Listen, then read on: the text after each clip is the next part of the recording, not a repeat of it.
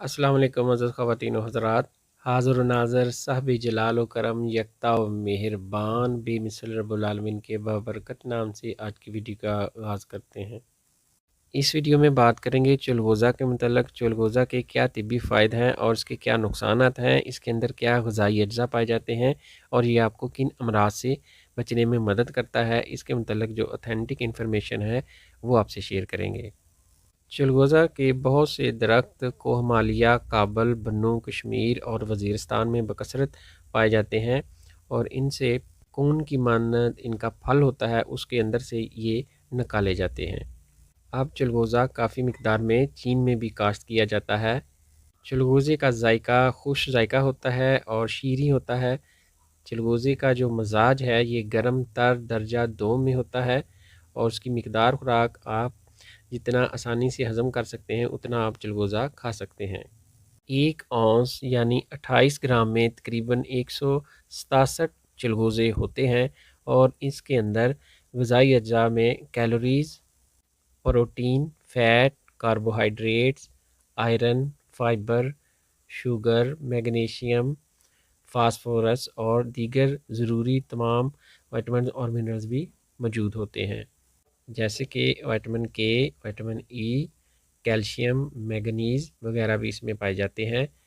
इसके अलावा चिलगोज़ा यानी पाइन नट्स के अंदर फैटी एसिड जिसे फेनोलेनिक एसिड कहते हैं पाया जाता है, जो खून में से बैड कोलेस्ट्रॉल यानी एलडीएल को कम करता है, जिससे आपकी दिल की सेहत बेहतर रहती है।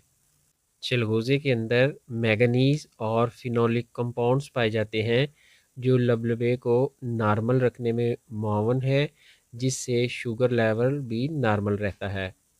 चिलगोज़े के अंदर कुछ ऐसे हेल्दी फैट्स, प्रोटीन और फाइबर पाए जाते हैं, जो जिस्म को फिट रखते हैं और बेजा मोटापे से बचाते हैं।